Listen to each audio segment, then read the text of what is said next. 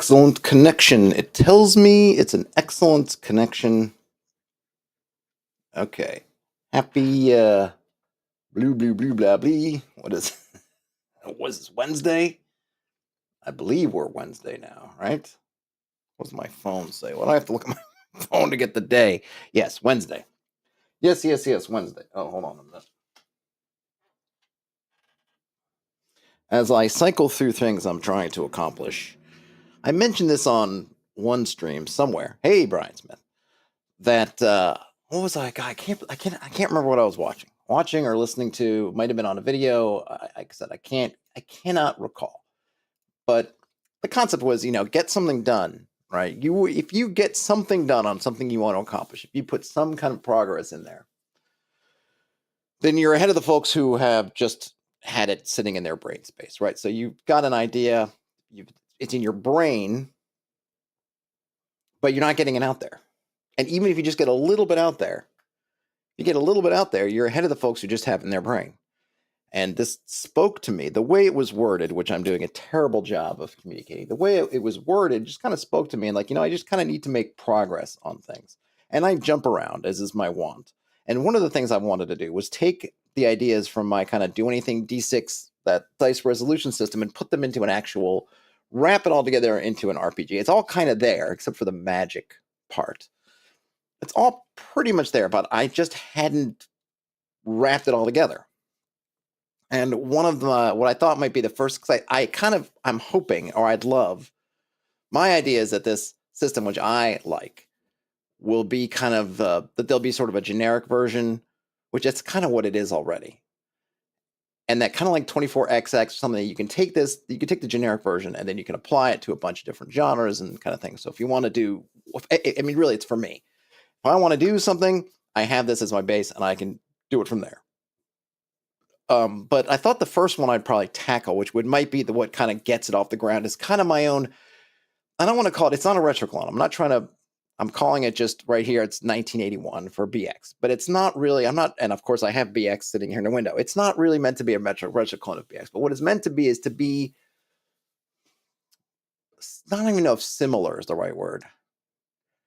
Compatible in a sense that you could be basically you could swap out BX for this, or I could, and it would work. Maybe a little bit of finagling, but it would basically work. And not to say that everything would work in the same way, that everything would be balanced in the same way. I think it was the same way, but that you could play, like you could take Isle of Dread, you could just rip out BX, but pretty much using the thing, everything that comes with, the monsters and everything, and you'd pretty much be able to go. Now, things aren't going to work the same way because, for example, in my combat, I'm using a dice pool system. I'm not using D20. So the D20 stuff and is out, and dice pools are in. I'm basically flattening all the playable races out that you're kind of humanish. So, like if you can see here what I have right now, and these may change, but again, in this kind of idea of getting stuff down, let's get stuff down on paper, and then we can kind of mess with it. Humans get a +1 versus kind of saving versus death, essentially. Halflings get +1 on burglary stuff, which will be the sneaking part, right? Hiding, sneaking, lock picking, I guess, too. I don't know. It's not really, halflings kind of from the Tolkien idea of sort of the, Bilbo Baggins, the professional burglar. He never actually has to pick any locks, but I guess it stands to reason that they were. Maybe I'd change that to something else. I think we think of a burglar as being able to pick locks, though maybe that's overblown in a fantasy setting. I don't know. But right now we just kind of have burglary stuff. Dwarves versus spells. They kind of hardy versus spells, and elves sort of not in a nod to their kind of to their sort of BX selves, as they get +1 versus paralysis effects. Now these +1, I'm in just a plain text editor, so I don't have any fonts or anything, and that's kind of good for me at this point. I mean, I can add. I don't have the preview window on here, but I can add in. I could do it's markdown, so I can do. I can add underline and or italic, bold. I don't really care about that right now because I'm not really gonna. I mean, maybe I would throw this up if I was just kind of doing it. I may kind of itch fund this at some point. Say, hey, if you want to support this project, you can, and kind of put stuff out there. Of course, patrons and those folks will get a hold of it at some point, but I don't even have enough really to get something out. I did have this idea of quirks and talents, which I'm interested in, but I realized it was slowing me down.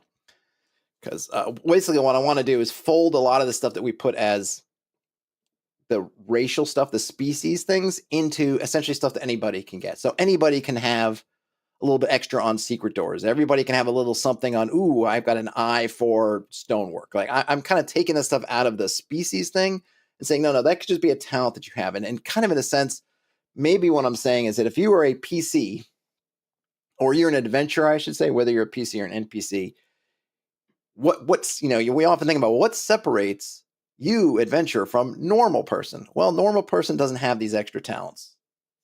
You do. And that maybe that's why you're an adventurer. That's what sets you apart, is you have one of these talents.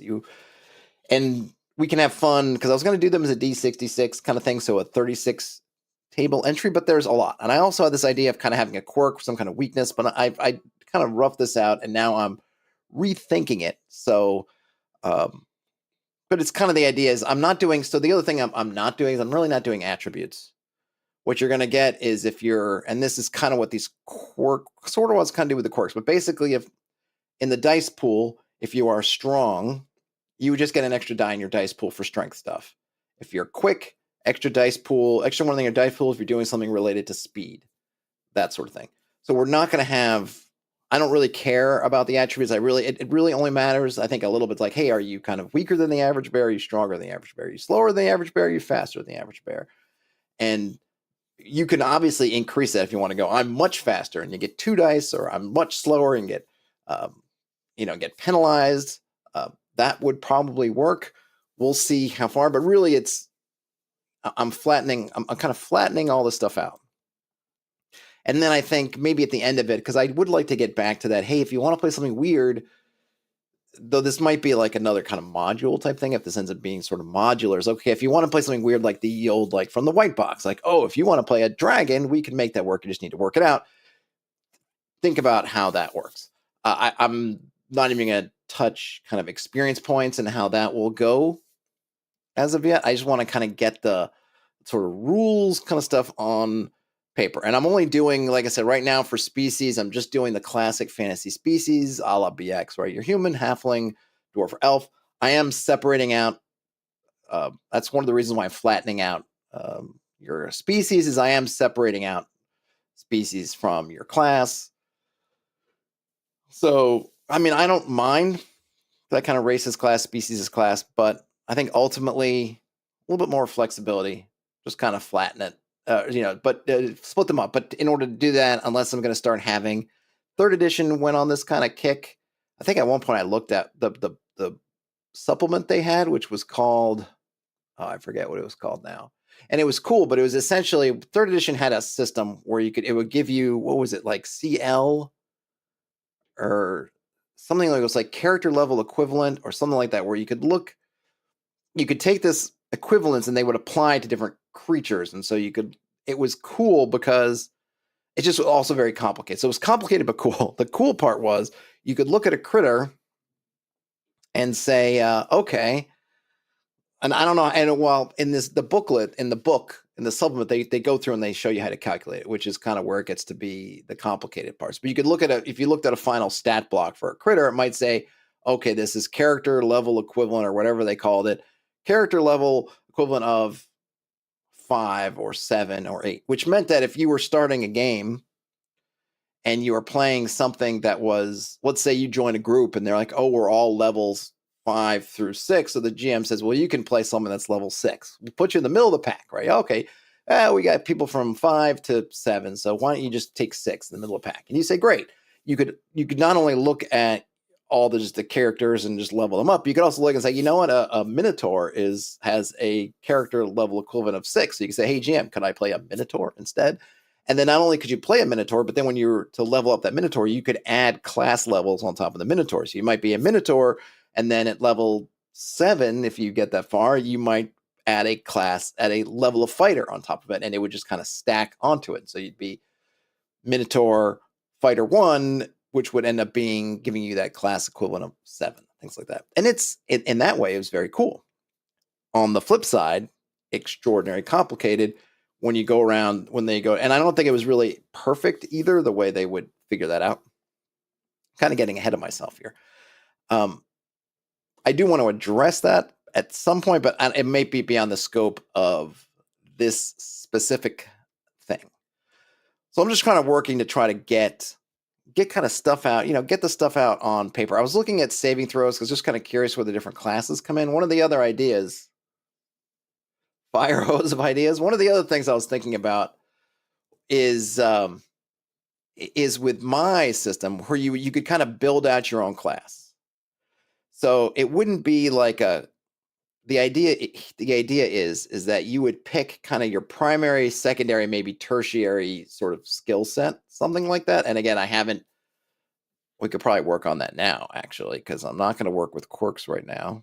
So we could probably roll down and look at classes, but your sort of primary, secondary, tertiary.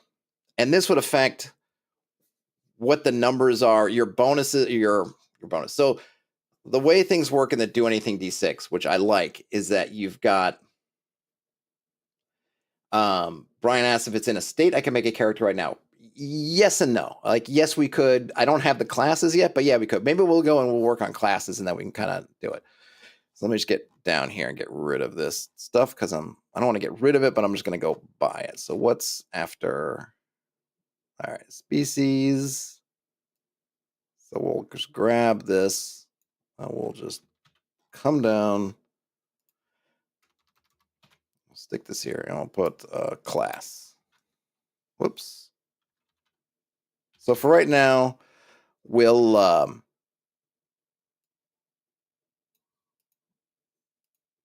just talk about classes. So the idea here eventually is, and I'll put this in, you could build your own class where you would build your own kind of primary, secondary, tertiary kind of things. And this would set your skill progression. And I think in my Do Anything D6 skills, this is kind of what I did, was I took kind of a thief, I think, and I kind of broke it up. You get this and you get that. So the idea is that you would, at the beginning of the game, you could choose kind of like in, I'm not going for the kind of extreme sort of thing, but Borg, I think, has this a little bit where you can pick kind of an archetype, or you can pick like a do-it-yourself. And I think that's what I would do, is I would probably take the normal, or sort of the what would we say, the standard classes would be your kind of archetypes, and then you could make your own. Now, one thing that's been interesting, I probably won't do it with this because I think for my own purposes, when I take this, because one of my ideas with this is I want to have this so that I can do my own stuff, and I feel like this is going to make a good, or I'm hoping it'll end up being a good base where it'll be very easy for me and anybody else who wants to kind of tweak and make their own. Because what I was thinking for my own purposes is to get rid of clerics. People are often like, get rid of get rid of the clerics and have the turning be something that kind of anybody can do or can try, and then they'll do better at it if they have certain things. Some of the gray area of what those certain things are, like, do we want to track? I think alignment would come to play. Like, you can't turn undead if you're chaotic. You have to be lawful to turn undead. Are we doing it with a deity kind of thing, or is it just kind of lawfulness that does it? And then I'm still not quite sure how the mechanics work, but I like this idea that anybody, much like in the kind of Hammer horror sense, anybody can hold up their holy symbol and yell, and it's more about their own personal belief and stuff in that, and the force, which would be kind of the role, like how much force they can put into it, than the fact that they are a cleric. And then the spell side of the cleric would get folded into the kind of the magic system, which would be sort of have these different elements, sorcery, which we're looking at some ways, and then this other part of it, I don't have a name for it quite yet, whereas you're kind of bargaining with entities to do things, which is where the cleric stuff would come in. So you would just be, what you wouldn't have then, you wouldn't have out of the box, but you could make one maybe, is have that kind of like, I'm partially heavy armored, but I'm also this, I'm also that, right? So, but you could probably have that would be part of that mixture. If you say, okay, you want to make your own class, you could make, and this is where you can have a little bit of fun with it. If you say the classic cleric is, say, maybe fighting is their number one, right? If you look and say, okay, I have a primary, I have a tertiary, I have a primary, secondary, and tertiary skill list, and you say, okay, well, what's my primary one? Maybe you say for a cleric, it's fighting, then magic, then turning, because their magic, remember, it's not quite right. It's not at the wizard. They don't have a magic user progression. They're kind of one level back. A lot of people, I think, will kind of house rule that because it just seems like I'm a cleric, but I can't actually cast a spell yet. But whatever, they're back and they don't get kind of the high level of spells, and then maybe that's because magic using is kind of their secondary ability. And then if you want to say their tertiary ability, maybe you say, okay, well, that's turning undead. So you might take and maybe we could just kind of write this, like, why not? I'll just make a space. So we say clerics. You could say, make a list. Primary is, I don't know what we call it, like, I don't know. I'm just going to put martial there right now. It doesn't matter. And then we could have secondary, sorcery, tertiary. Might be whatever. Just for right now, we'll do turn undead. I mean, I guess I could allow anybody to turn it. The thing is, if I let anybody do it, I think just by the nature of my system, it probably will not be as strong as turn undead normally is. So maybe so you have something like that. And then, I don't know, we could have, let's see if we put fighters in here. And this is where I'm not quite sure yet. Like, what is, all right, fighters will tend to get, maybe be a little bit different than your normal fighters because, we know that, primary is martial.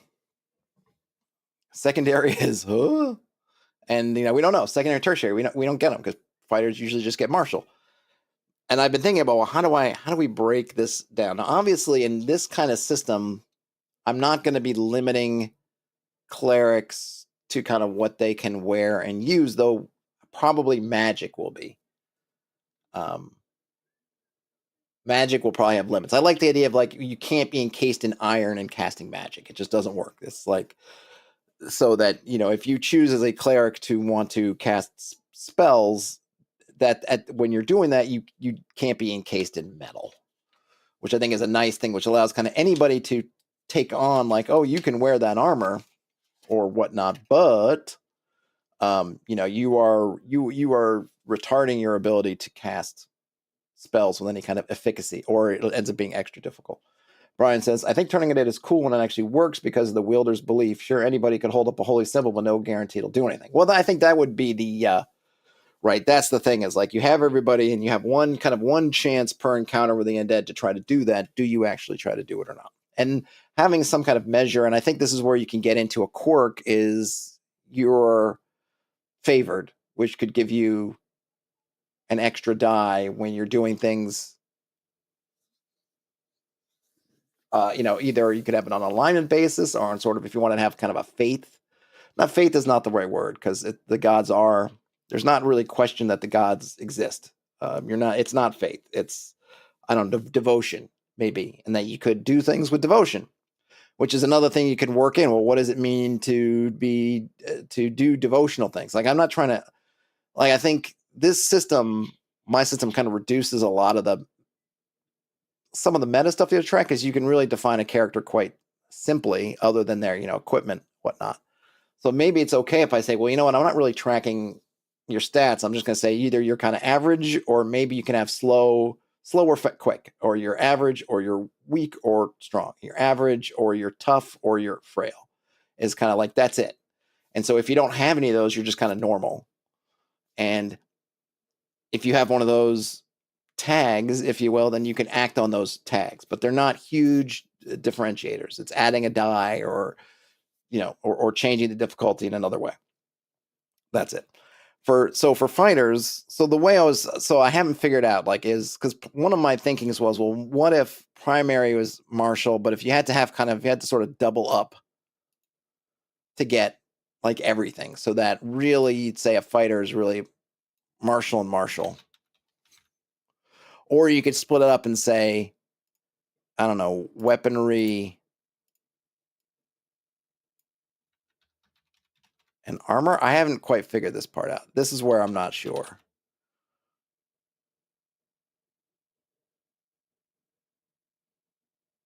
You know, and then they get one more. I don't know. I haven't quite got that. I haven't quite got that figured out. Maybe we would call this warfare. Let's call it warfare.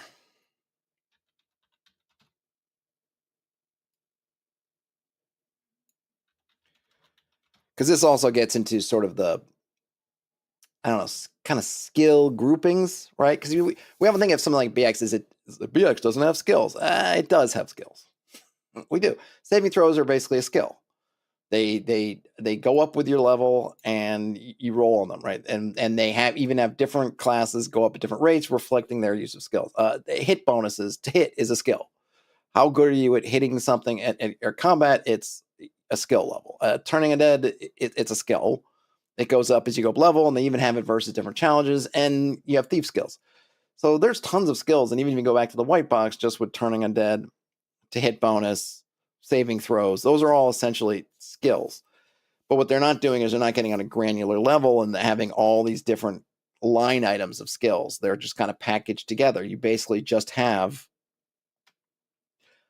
a to hit bonus that goes up at certain times, and that's kind of your skill, right? So, and other things, I'm not categorizing them as skills because they're kind of one-offs. They're basically just a radio or some kind of button that's, or a switch. It's either on or off, which is like armor. Your what armor can you wear? What weapons can you? It's just an on or off. Obviously, if the original rules don't have anything for training in new weapons, so you have weapons you can use. You're skilled in them, but it's just a switch. Yes, I am skilled and I can use this weapon, or no, I am not and I can't. Or yes, I can wear heavy armor, or no, I can't. I mean, technically, they're kind of skills, but they're not treated as it, because when I think of skills, I think of things. When I think of a skill, I think I'm thinking of things that they progress as you level up, and there's some kind of differentiation between them. So the ones that are just kind of switches are almost more like qualities. I don't know, right? In common, I think we would think of them in our world as being skills because, like, yeah, you learn how to do this and then you can do it. But then you don't get, in the game, you don't get better at it. You don't get better at wearing plate armor from level to level. It's either you can wear it or you can't, or obviously if you house rule in, well, you can wear it with difficulty, whatever it is. But basically, they don't progress with you. Whereas I'm thinking of skills as these things that will progress with you and kind of change as you level. Brian Smith, if sword skill equals no, a character can't use a sword. Well, I mean, that's your classic, right? I mean, it's really, let's just go up and take a look. That's just your classic weapons list. Like, what, you're a thief. What can a thief use? Right? That is your, where can I see it? To say, where is it? Right? They may wear leather armor. They can use any type of weapon, but they may not use a shield, right? This is kind of your skill. They are not skilled in using a shield. They just can't use it. Why can't they use it? I mean, we would say, and in our world, if someone tosses me a shield, I'm like, what am I supposed to do with this? I would say, like, I don't know how to use that. Essentially, I'd be saying I have no skill with a shield. The differentiator I'm making, at least for thinking of it mechanically, is that you don't get better at using a shield. The fighter who gets a shield, or a dwarf or someone else, yeah, they can get a shield, but as in fighters right here, yeah, you can use a shield, but you don't get better at it. It doesn't progress as you go up. It's a switch. Yes, I may use a shield. No, I may not use a shield. That is it. So a magic user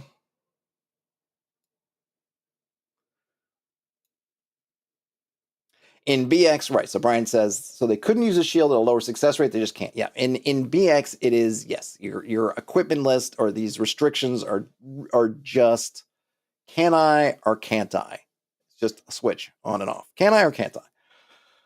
And they don't call them skills, right? But we would say, I mean, in normal parlance, if you're in the game, you'd be like, I don't know, my character doesn't know how to use the shield, which is essentially saying they can't use it, but I think, we look at, well, what is in world it would be, I'm not trained in the use of a shield, because it wouldn't make sense for a thief to go, I'm allergic. I mean, it's not, I'm not, a thief wouldn't be allergic to shields. They're not, there's not some kind of magical thing that zaps them because they try to touch a shield. They just don't know what to do with it because they're unskilled. But if I think of skill as what is the mechanic thing that is a skill, what I think of, and maybe this is different for other people, is it's on or off. So Brian asks, is that on and off mechanic ported to D86? No, it's not quite. So there is the sense of a penalty. I should probably bring up, it might be useful. Can I find it? Hold on a minute. Where is my document? So I use, hold on a minute. I might have changed the lingo, at least in my brain, but let me see if I can find it. Here we go. Okay. So I use this thing of unfamiliar. I use kind of a range of skills: unfamiliar, familiar, trained, expert, and master. So a thief, let's just put your classic thief. So I probably change this to a burglar because I just want that, right? If you think of primary would be burglary.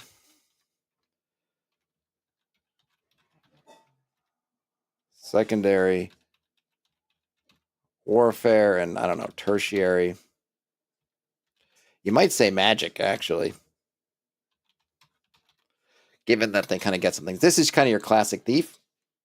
So I guess it will probably help to go over. So you have this, if you think of your skills, right? So let's go for let's talk through. Let us talk through these ranks of skills or things. So unfamiliar. And I'm just reading straight from here, right? Unfamiliar. The skill is completely outside the character's experience. Their final dice pool is halved. So and this is where things like shields, it's like, well, what does that mean if your dice pool is halved? If it's like, this is where this thing of like a quality, either you have it or you don't, versus a skill. And I'm not exactly sure how to wear it, but I think there are some things where I would say that, well, I do know because I have it for like for me, I always think lock picks are in a funny place because I don't really know how to use lock picks. I know what they are. I know what they're supposed to do. I know the basics of what picking a lock means. You hand me some lock picks, I don't magically know how to use them. I think there's this thing like, if you have lock picks, you're better at opening locks, but you have to kind of be trained. I have to be trained in lock picks to make the lock picks work for me. You just can't hand the lock picks to somebody, even if they have a rough idea of what the tumblers inside a lock, and I expect them just to start going to work. That's just not the way. So with lock picks, I might say that, hey, you have to have a certain rank and skill to use these, and then they become effective for you. But you need to have some training first. You can't hand a scalpel to a guy and say, now you're a doctor. It just doesn't work that way. The scalpel is very necessary for doctors if they're going to cut somebody open. Those tools are very good, or like a chest breaker, one of those things, or whatever, a rib, whatever thing where they crank it open to get inside. But you can't hand it to somebody and say, great, now do open heart surgery because I've given you this chest breaker thing. Like, it doesn't work that way. So maybe this is how shields will work also. Maybe shields will be in a similar department where it's going to be like, hey, they do this thing, but you have to be trained in them first, or at least familiar. So in any case, but in terms of the active things, and maybe we'll just say, hey, a shield is active, which could be another way to run it. I haven't quite got over there yet, but you say, hey, if you're unfamiliar, so I guess I got to talk about, so it's a dice pool, right? This is a dice pool system. You're going to get as many dice in your pool as you have levels. Basically, your level tells you your hit dice. Your level tells you your hit dice. Level 1, you have 1. And I've been thinking of some ways to try to get you some more dice, but a lot of it is just that fictional positioning. This is where you get more dice. You might have, like a halfling does, right? How does a halfling, as a halfling thief, is going to have 2 dice at level 1 if they're doing something burglary related, because that's their strength, burglary related. Somebody else, you might need to use your fictional positioning type stuff. Well, how do I get another die to do this thing if I only have 1 die? Well, you got to figure out how to try to get in position to get leverage. So if opening a door and you're like, oh man, I'm not strong, I've got 1 die, and it doesn't look like, I don't know if that's really enough or what I'm going to do. Well, then, get a lever, right? How do you open the door and you're not that strong? Get a crowbar, get something else to give you some leverage, a pry bar, whatever, get a battering ram, whatever, right? That's how you get more dice, is you're able to say, oh, wait a minute, I'm not strong, but I can get this, I can get, so try to get leverage this way, or I can get help, right? These are all things to get more dice. If you try to do something and it's not just a kind of just a physical thing, right? It's something that is kind of skill. If you're unfamiliar, then however level you are, you just have your dice. So, a fighter trying to cast a spell, whatever. I mean, a high level fighter. I mean, there's some mechanics in like you have to know whatever. Let's say they have a wizard spell book and they can read it. Again, these are all things, right? But just assume that they took some potion, lets them read magic or whatever. They can read it. They've got it. They're an 8th level fighter, so they're really high level, but they're trying to do it. It's a little bit like, but now they've got to roll that test, whatever this spell casting test is. They don't get 8 dice. They get 4 dice. So whatever they're trying to do, whatever the difficulty that is, they don't get all their 8 dice. They just get 4. Of course, if they're only a 2nd level, they just get they get 1. And I think if it's 1 and they're unfamiliar, they got to figure something out because they're not, they need more help. They may not be able to do it, or I might say you get minimum 1. I don't know. It's kind of probably up to you, whoever's GMing is, how kind they want to be with. Well, you can try it. I think if it's, and I know with Magic, because we'll get into some of this other stuff, some things require some level of skill to do, like surgery. An 8th level fighter still can't do surgery. Sorry. You have all those dice. It's doing surgery in terms of a doctor thing. Like they can bind a wound. They can do some things. They can do some first aid, but you're talking actual surgery. They just can't do it. Why? Because some things can require training. But I think that's kind of further down the document. Getting back to these ranks. So unfamiliar is the worst one. That's just like, I have no idea what this thing is. Never seen it before in my life. You hand a caveman a microscope. What the heck do they do with this thing? It's outside their own experience. If they're a super caveman, they can roll more dice, but still everything's going to be halved. Familiar, they've got some basic understanding. And this is this is kind of your default with the majority of stuff is you're familiar. You don't really, you know what a shield is. You kind of know, but you don't know, that's about it. If you're trained, then you've had some experience or you've got some training, some study, whatever. This is when you start adding +1 to your dice. So remember, I guess I should probably say this, in this dice pool system, 6s is the target. You want 6s. By default, you need to roll 6s to get 6s, which makes sense. If you are trained in something, then you get to add 1 to all your dice. So if you are a 4th level wizard, say, and you're trying to cast whatever spell, doing something magical, which is your primary kind of thing. So you are at, let's just say 1st level, right? If first level wizard is trained in sorcery, that would be their number 1 thing. They're rolling to get 5s and 6s because they can add +1 to every die. So they're ahead of the game on that one. If they're an expert, they get to add 2 to their die, and if they're a master, they get to roll 3. So your high-level wizard only has to roll a 3 to succeed, whereas, so to cast the same spell, if you're an 8th level wizard, you're rolling 8 dice, and you only have to roll 3s. So the chance of you succeeding is pretty darn high. If you're a 1st level wizard, you can roll 5s. So, and these progress as you go up. Terrence says, and hey, Terrence, by the way. Terrence says, I feel like a fighter's familiar with blades makes them more qualified for surgery than it does for magic. Well, they're not fine. The fighters with their blades, they're not looking for fine cutting, right? They want to hack in there and get as much trauma as possible. They're not trying to make careful slices. Probably you'd say the thief might be the best suited, perhaps. So the concept with these is you start off with presumably 1 or more things that are in this first thing. Expert and master come from as you level up. This is the kind you can do this any way you want to, but the simplest thing is that at 4th level, your primary skill, and I have some different things. So grain of salt right now is your primary skill goes up 1 rank, right? Goes up, or I'll say gains 1 rank, i.e. from trained to experts. And then I was thinking my initial one was, and then at 8th level, at 8th level, primary skill gains 1 rank. So you'd start off being trained, and then at 4th level, you'd go to expert and master, and then I think your secondary one maybe goes from familiar to trained, say at 5th level. And this is where, I haven't got this totally sorted out, but something like this.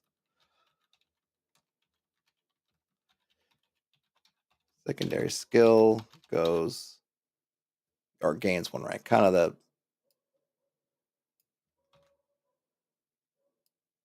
and maybe we'd say 6th level. And so this kind of progression, what I like about this, and this is kind of why it's my simplest one, is basically every class can follow this exact same thing. Like you could literally have all the classes, that's it. All your class ends up being is which one of your skills is in this primary, secondary, tertiary slot. Everything else, that's it. Everything else, all this stuff is just kind of details, but that's it. So you're a fighter. You're basically all your class is doing, at least in this kind of, right, we're not dealing with sort of monsters as classes at this point, but all you're doing is like you're just swapping these around, whichever ones. And I would definitely have more than 3, but there would be some number of these kind of skill groups, right? One is sorcery, one will be warfare. I imagine one will be burglary. And then we could think of some other ones if we want to, and this is where you could obviously add some in. But that's it. That you're the simplest way is just at these set levels, your skills all tick up to the next rank. So you start somewhere in here, and then they kind of tick up, tick up, tick up. Right? Maybe you go, I don't know, and you could figure out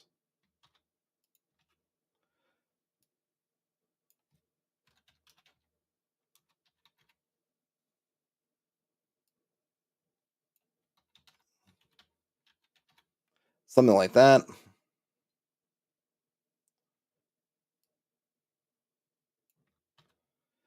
Maybe we do. Maybe we don't want 10th level to be we maybe want it to be. So we'll do something like this and make this 9th. So end up with something like this. So again, this progression might shift around. And you can also set them up yourself, which I think I do here where I talk about, oh yeah, and I do have I just gave some sample kind of skills type things, magic, and then I kind of did a thief one, which is basically, you kind of gain some training and some skills, and then you kind of go up there. Or you can have it here. And you could do something like that. Anyway, whether it's whichever setup you have, you can basically, this becomes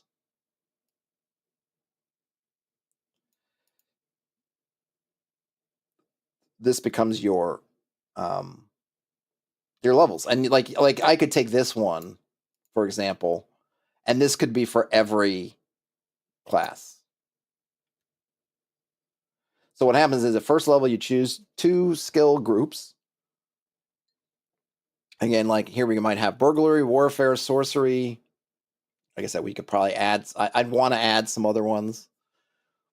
Medicine might be one, lore might be one, something like that, right? I don't know. These could also be very much tailored to your kind of campaign. And then you choose a couple of them. and you're skilled. And then at second level, you get to become a little bit better. And then you can be, and so this kind of means you can be as much of as kind of a skill monkey or not as you want to be, which may be why you don't even need thieves really in this thing. Is really a thief is just someone who's just diversifying. This is what I was talking about, kind of in a sense, kind of creating your class. This one you can do it as you go along. So you choose a couple skills, you become trained in them. You can either improve one at the next level, next thing, or you could become trained in additional skill. You can't, obviously, once they're expert, you can't go on to that. So you have to either, so you could end up with 3. Maybe I will just kind of copy this in here. I kind of like this one now that I'm thinking about it. All right, so let me make this a table. Level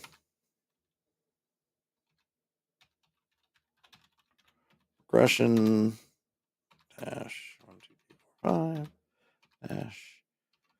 And this will have to be wider. I don't know why, because Markdown doesn't care, but I care in terms of having all these things line up.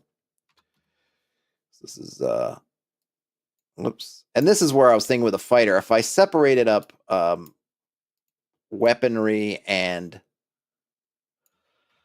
armor into 2, then that would give me the progression of, as a fighter, you would just choose those. And then as a second level fighter, you then could branch off into something else, which maybe I still will stick with. I'm not married to anything, really. I'm going to need to branch these off again. So let's just copy, paste, and then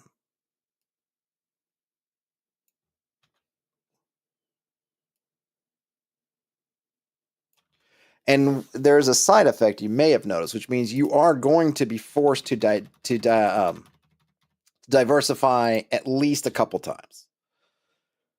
I think at least once, right? Because you're going to have to, by level 3, one of those levels, in either levels 2 or 3, presumably, you're going to need to pick another skill, right? I think. Because let's say you're trained, you can pick expert 1. Then let's say you decide to become expert in the other skill you're already trained at. You're going to get to, you're going to get the 4th level, and you're going to have skills that if you only had 2 skills to start, you're only going to have, they're already going to be expert. You can't upgrade one yet. So then you're going to have to look around and then say, well, I'll train myself in something else. So for your fighter types, you're going to be forced into some kind of differentiation. And then you get to start going up to master. So basically, once you get to 4th level, you will have set your class, your own kind of thing. You will have chosen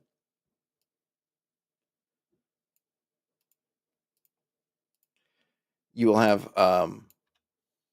you will have chosen your whole shtick. All right, 1, 2, 3. So once you get to level 4, you'll have chosen your you'll kind of be finished, and then you just tap out after. Yeah, basically, I think I just have 8, and then you're kind of tapped out on. Already done that stuff. Again, you could break these out, right? Or does it go up to wait? Master is the end, I think, right? Yeah.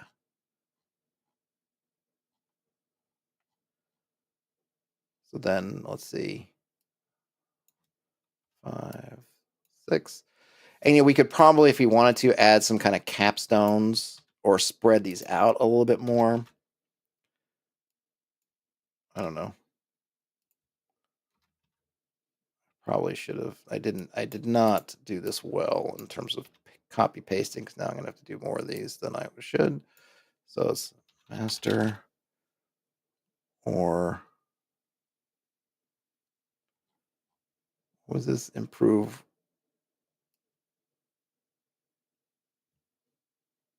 Right. That's what I didn't do properly.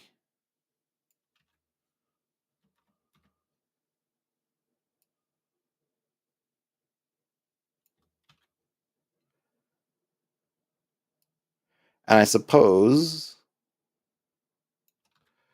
we could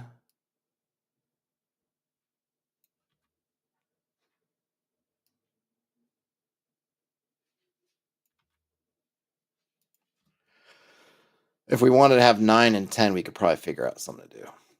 But the nice thing is here, it just becomes dead simple. And we can add, and this is not to say that you cannot or should not add in some class specific whatever.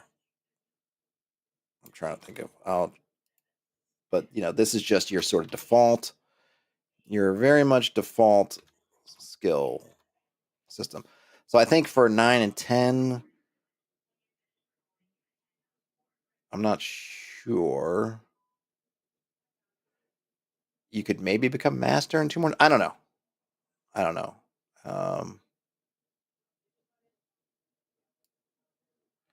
I'm not sure. I'll just deal. We'll do this. Ooh, don't know yet. Don't know yet.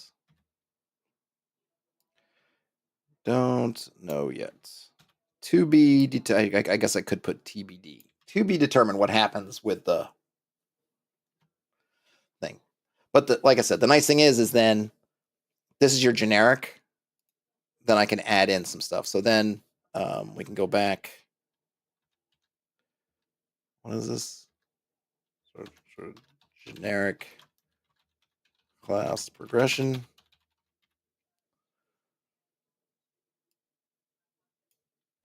And this, of course, is in addition to gaining more dice as you level up.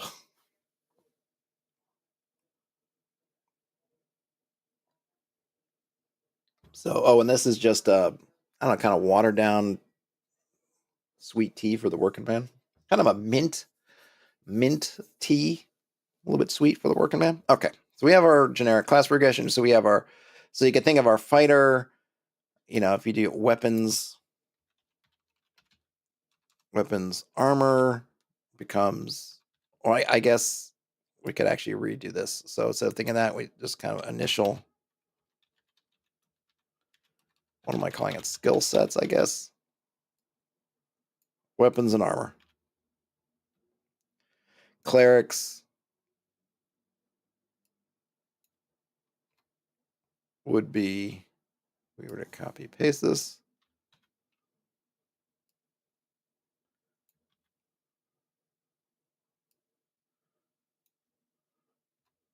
Would actually be sorcery and armor. Thief would be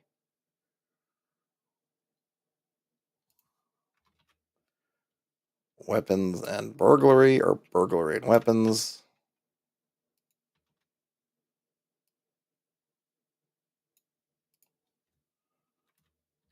Oops.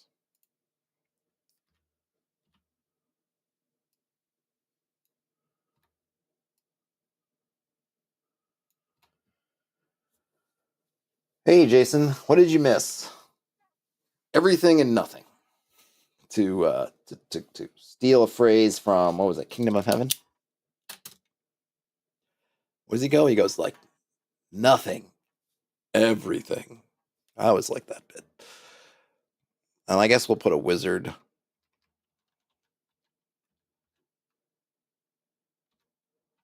Or I actually like magician. Magician would be, whoops. We would say,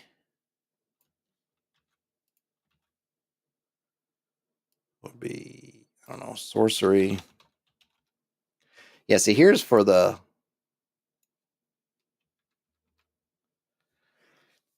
I have to think about what a magician might have. Sorcery is the actual casting of spells. I'm not sure. Terrence needs Terrence wants a fancy leper king mask. Yeah, I mean, I don't want the leprosy. I mean, do you need can you wear the mask without being a leper? Because I definitely would like that. The mask is pretty cool. The leprosy part, not so much. Wasn't that who played it was I forget who played the leper king. It was one of those kind of Easter egg almost things. I'm trying to remember now. But I can't. I mean, I know who it is. It's what's his name from Birdman and Rounders and Ang Lee's Hulk. Ed Norton, yes, Terrence, that's right. Yeah, it was kind of an Easter egg or a sort of a cameo because I think even when you finally see his face, it's all maked up. But yes, it was. You're right, Ed Norton. Yep, Ed Norton was the lepery guy.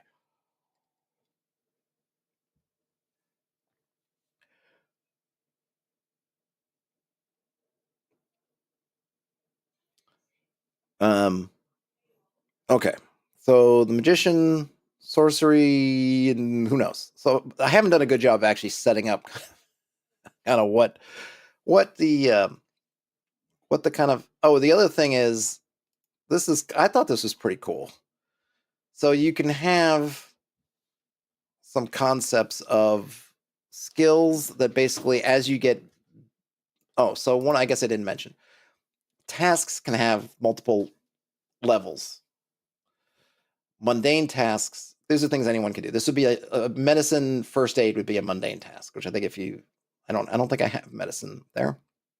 Right, that's mundane. You don't there's no modifier. I think all of us kind of know you can almost get the sense of what to do, right? Someone's wounded, they're hurt. You clean the wound to try to patch it up. If you can tourniquet and things like that. I think most of us get a okay sense of what to do. We don't really know necessarily. We know enough to go. We got to stop the bleeding. We got to make sure it's clean because we don't want to get infected. We should try to bind it. All these kind of things come up. That's sort of your first aid, right? So first aid would be a mundane skill. So you don't get a negative modifier for it, which means anybody can do it because remember, we want sixes and we're rolling six-sided dice.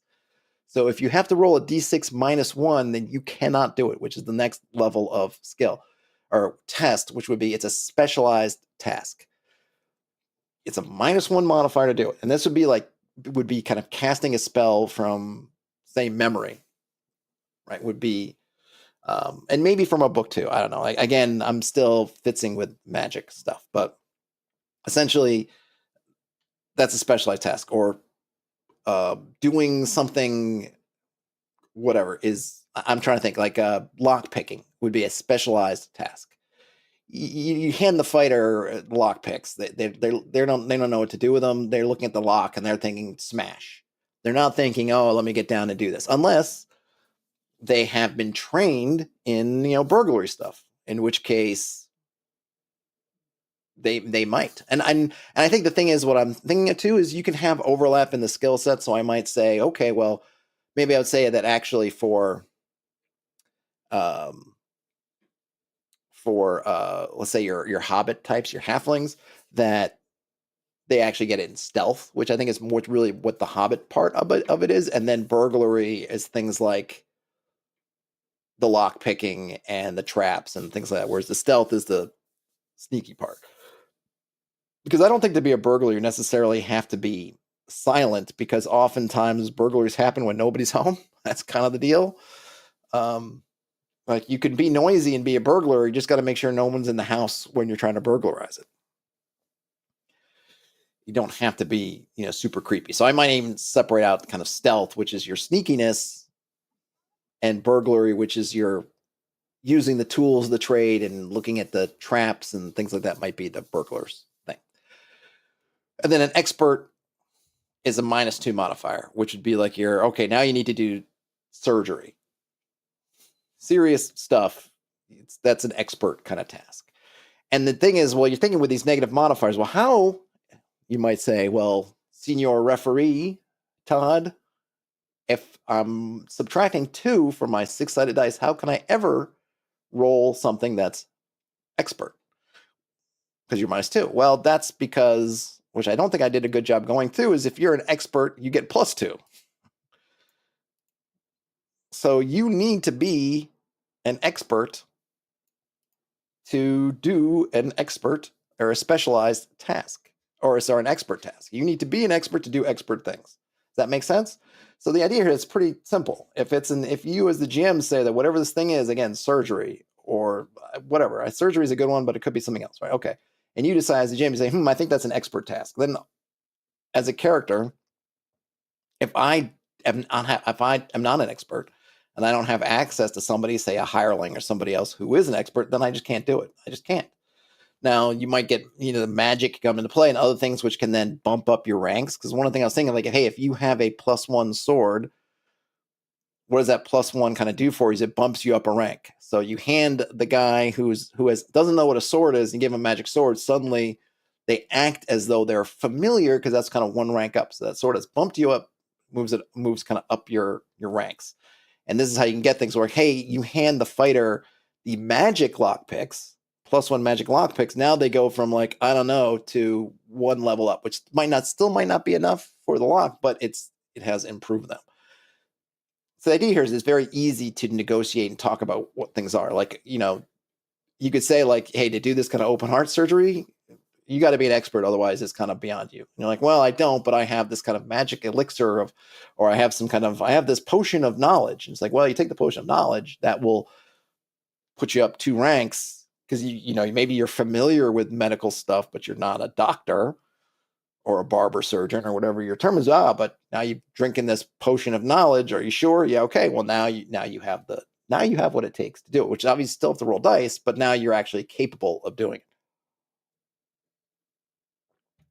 Does that make sense? Am I communicating this? Am I communicating this clearly enough? So there's I feel like it's some kind of neat stuff baked in here, and I think it's pretty easy to adjudicate because all you got to do is whatever level you are is the amount of dice you're rolling, and yeah, you might get to add some, and people could say, "Oh, I try to give a hand or whatever." It's okay. You get if it's appropriate, you can add more dice. Then whatever your level of your skill, whatever your capability of that skill is, will then tell you if you get any modifiers on that dice. If I'm an expert, I get to add +2. If I'm master, I'm +4. And by default, we're just tying that in. As you go up levels, you will just put next to your thing. So I guess you could end up with something like this. If we're going to say like, I used to use Widdershins. That was my Neverwinter Nights and kind of Pool of. I think when I started replaying Pool of Radiance at one point, I used Widdershins and that kind of came in. So if I have Widdershins, right, so we could say, let's just say he's a level.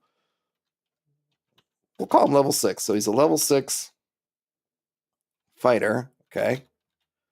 So he's so level 6 means he's got 2 masters. So he's a master of weapons and armor. He's got to be at least trained in, or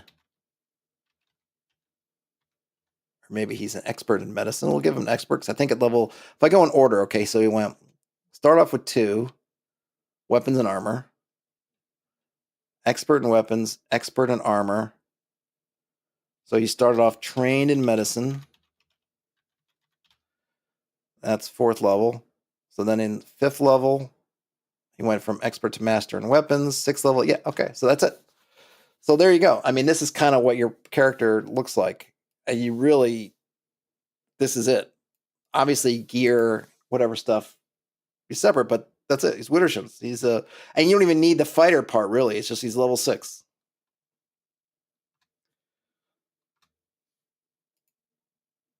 The fighter is just that. We might say that's the archetype if we want to say he's got an archetype. So maybe put our fighter an archetype. That's it. He's a master of weapons and armor, trained in medicine. And that tells you everything you need to know. Because now all I need to know as the GM is what these keywords mean in terms of dice. Master is +3. Trained is +1. And then at 7th level,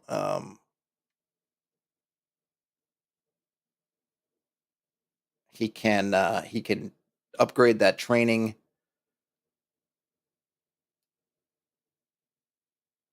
to he can upgrade that training to expert. And then I guess we have to probably figure this out because I think if you just do 2 and you just do like I did max and then do that, then you'd end up with, we'll have to figure it out. I don't want to have more than one. I want those initial 2 are the ones that you can really master, or that you can kind of get 2 to master. 2 to master, 2 to expert. So that might be a way to add more of this in here that you can kind of gain training. But that's basically, I think that's kind of cool. Like that is again, putting aside your kit, there's your character. Level 6, they're really good at weapons and armor because they're basically a fighter type, and they've got medicine. But you could also have, you want to be more of a I guess what I like about it is we could have these alternate realities. So we'll just put that him, or I guess I'll use a dash. That's one version of Widdershins, right? So we could have version 2 of Widdershins. Let's see. We'll start level 6. I'm just gonna I won't even put anything there. So level 1, he goes, he's gonna be weapons and armor. So he'll start off trained in weapons and armor. This is level 1. Now let's say at level 2, he goes, he's going to split these up now. He's going to go, so now he's at level 2. I guess maybe I'll just for the accounting purpose. Now he's level 2, and now he's going to go expert in weapons, trained in armor. Then at level 3,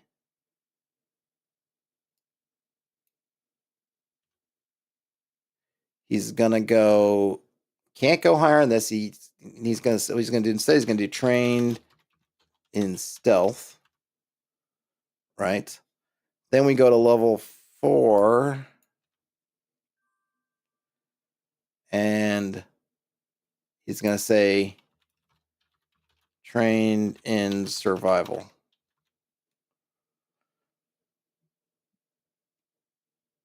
Then at level 5, he'll become master of weapons. And then finally at level 6, he'll do master of weapons, and he'll actually upgrade his survival. He'll go to expert.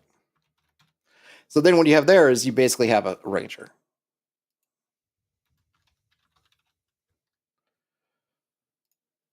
Right?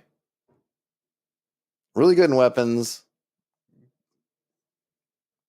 Pretty good at, good in survival. And they can eventually, the survival can catch up and they can become master in weapons. I mean, they could have done it from the start. They could have, there's no, you can do these different ways. I could have gone weapons, survival, armor later on, but the going in armor, it's kind of like, because I think what I was going to have is that you could, like the amount of training, because you would think, what does training in armor do? And training in armor lets you wear different armors. So if you're unfamiliar, that's no armor. If you're familiar, you can wear leathers. If you're trained, you can wear chainmail. If you're expert or above, you can wear plate. You could even say master is plate, right? You could have these different ones that that allow different usages. So I can say by going trained in armor, he gets to wear leather stuff. If I wanted to do that, I could go. But then at level 7, he could become expert, so then he can go into chainmail and things like that. But he might not want to, because the medium armors and heavy armors might impact his survival skills or his stealth or something else. But I think I will have to I think futz around with this a little bit, because if you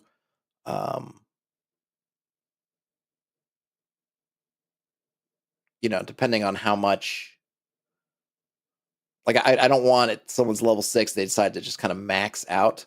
I think I probably just keep forcing, like, well, train in a new skill. You can upgrade one skill to familiar. You can kind of upgrade one. I'll probably just make it more like basically between 4 and 8. Maybe it's all about expert. Like you can 2 to, I don't know. I'll have to figure it out. Like I think you probably spread it out a little bit more. So you end up with kind of like, I think at the end of the day, I probably want for I don't know, generic. I think where I want to get to is a generic character at level 10 will have basically two master skill sets. I don't know, 2 expert, 2 trained, something like that. So you kind of end up with 2, 2, 2. But I want to keep it generic.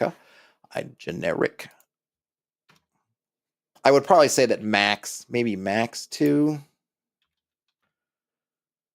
Master.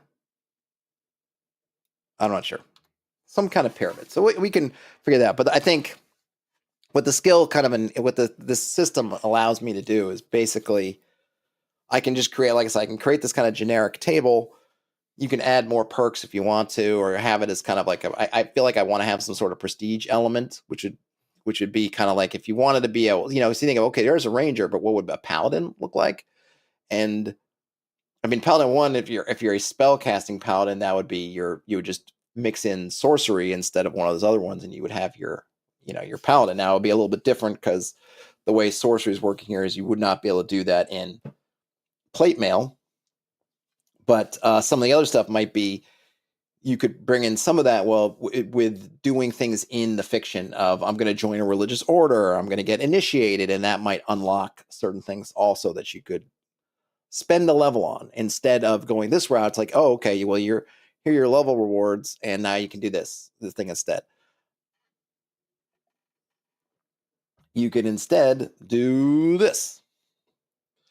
So this probably means I'll be able to kind of sort of flatten out some of the now the one thing I'm not I guess what I'm saying here is I think this seems to be kind of setting up for, well, hey, I don't need to have different XP progressions, right? I can have one progression because all these are kind of the same. But magic being what it is, does that mean that magic will overshadow things? And I think I'm not sure yet. This is where it's going to be kind of playing with it and just kind of seeing how it goes. Because my concept of magic, I want it to be, obviously want it to be sort of powerful, but I also want it to be a little more dangerous and fraught than I think it tends to be in D&D. So I think magic users will probably be scaled back a little bit, not so much in the power level, though maybe it'll be a little bit different. Like something like a wish would not be a spell you cast. That is, because I have this idea in my mind, the concept in my mind of dividing up the magic and kind of sorcery, which is kind of your classic kind of spells, and then stuff that you are. What makes it basically that line between sort of stuff that you can do and stuff where you must implore some kind of entity to do for you, which is that kind of divine stuff. Like the idea of, well, what makes a god versus, you see these people like a god is just a really powerful kind of spellcaster. It's like, well, no.